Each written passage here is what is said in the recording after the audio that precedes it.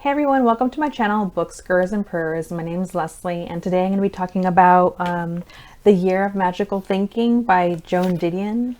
This is a nonfiction memoir, and this author is quite revered in the state of California as well as everywhere else as well.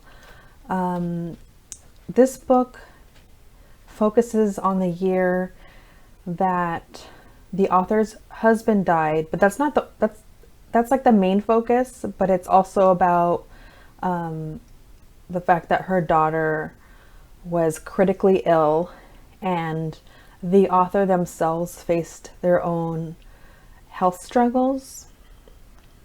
Throughout the book, the author focuses on discussing grief and how that's expressed. You know, she discusses how she goes from someone that hasn't been through that and how she perceived how grief would take place. For instance, she talks about how she thought the worst part of going through that type of scenario is, you know, the funeral.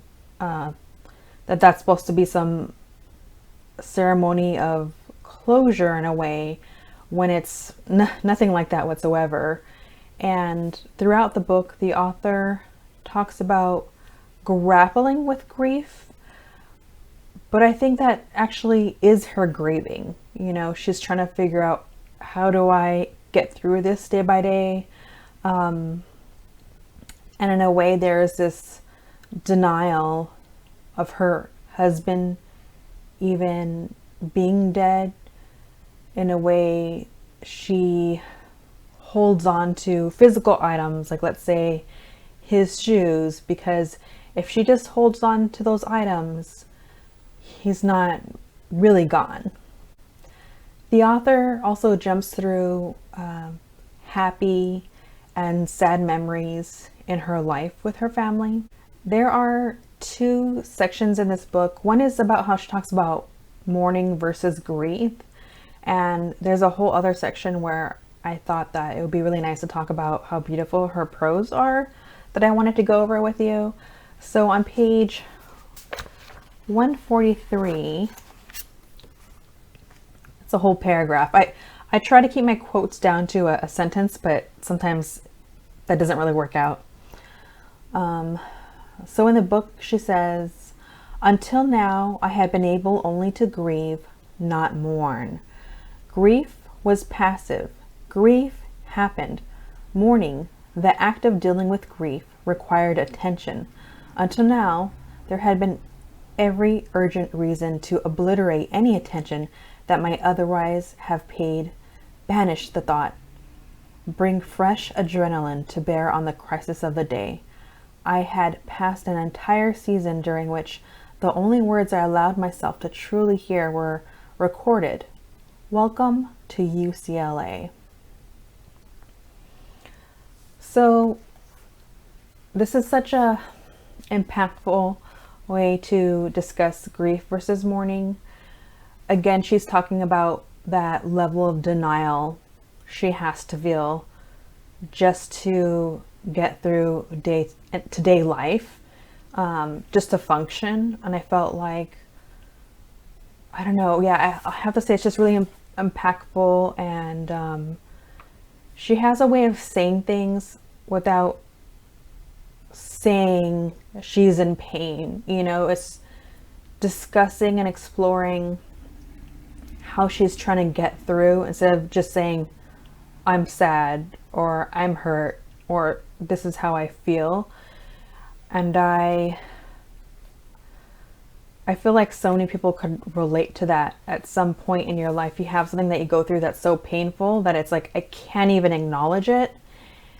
But if she said that so simply, I don't think that it would be as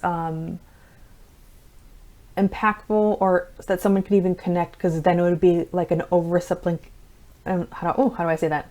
An oversimplification of what she's going through. And so I thought that was really incredibly written. Throughout the book, she does just talk about her, again, her day-to-day life within a year, and truly how every moment she's just trying to get through it. Also on page, I want to say page 190, I'm trying to figure out where to start, because this is another section where I feel like it's a big chunk to discuss.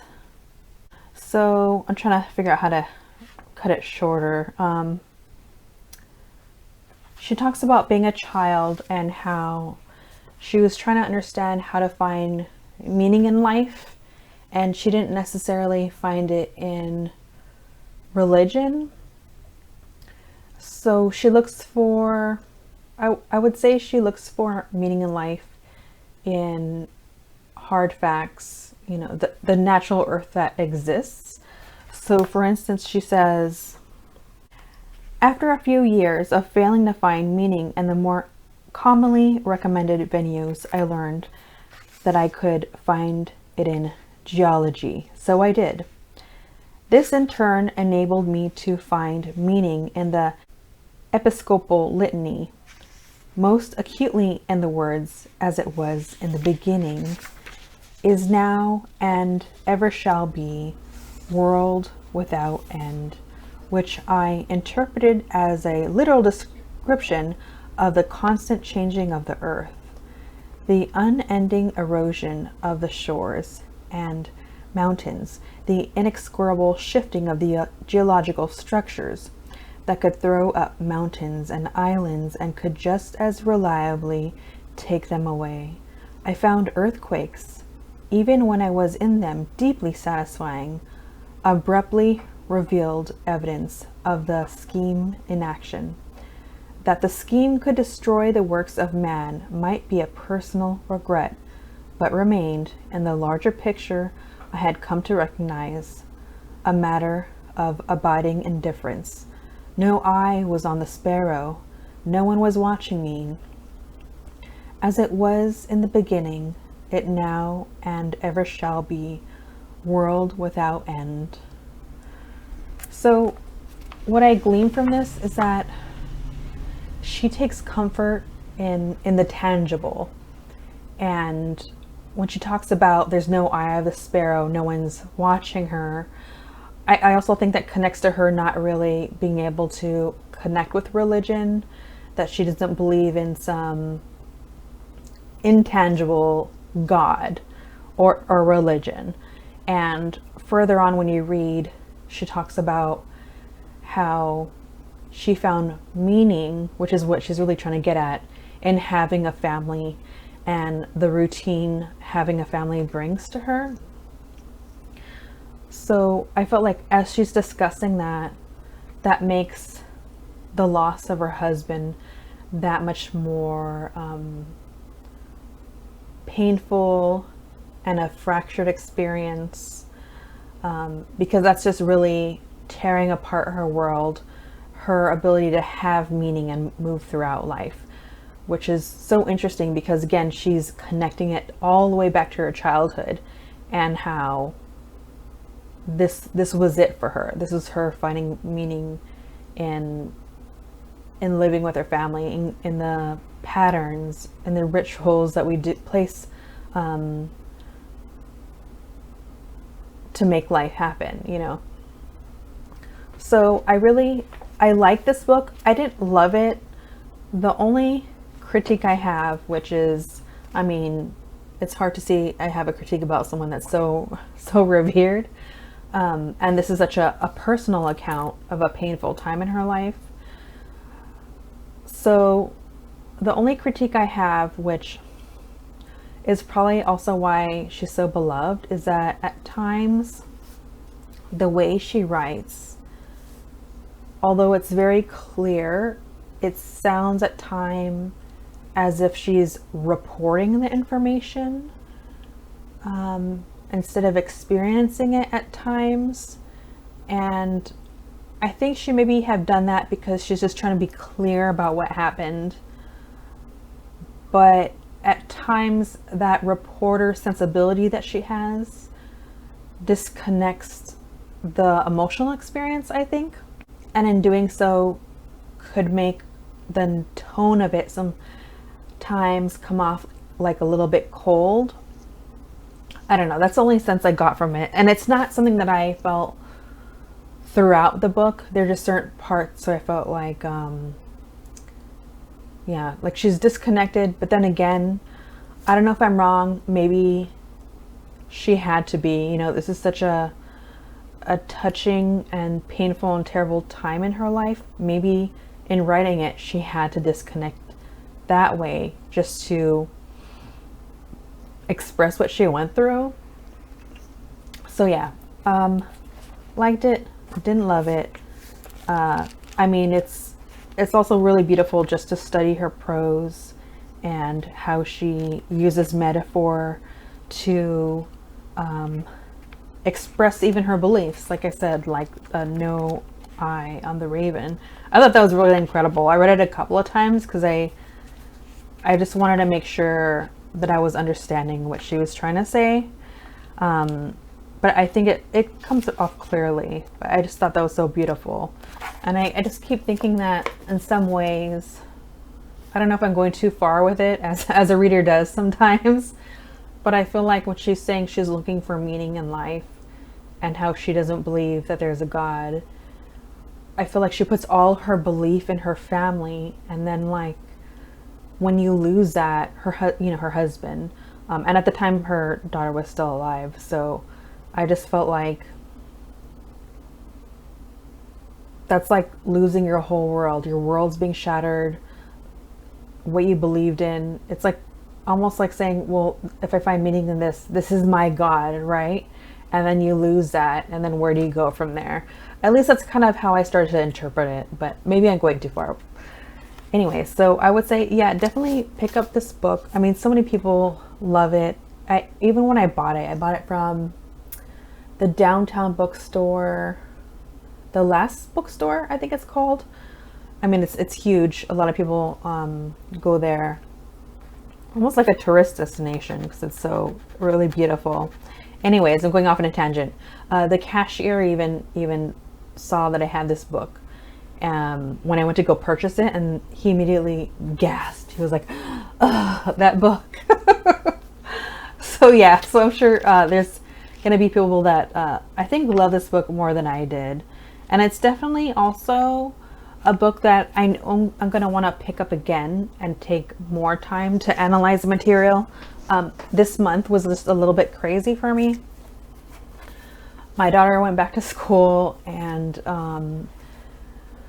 I live in Los Angeles, California, and we're notorious for really terrible traffic. So trying to squeeze in time amongst all the other preparation that goes on during my daughter's school year is kind of crazy. I kind of switched also to reading audio book hybrid with reading the physical book. Actually, I should say something about that.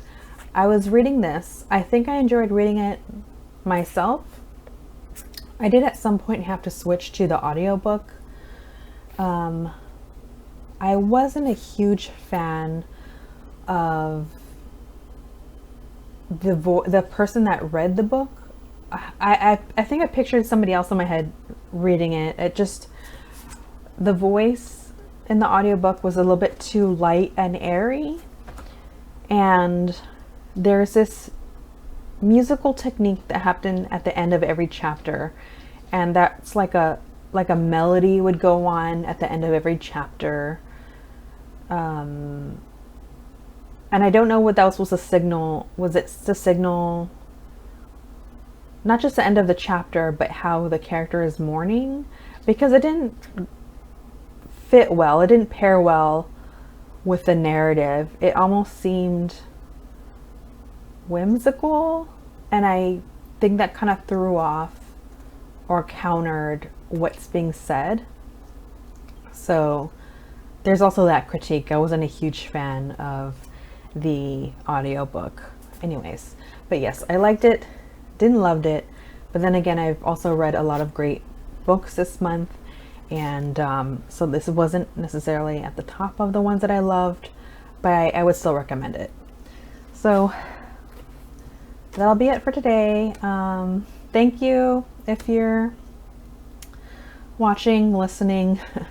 Just go ahead and like, subscribe, share if you can. That would really, really help me out. And if you have any counter arguments to what I discussed, I don't mind that being pointed out. I like having any type of book discussion. I'd really appreciate it. All right, and with that said, I will see you later.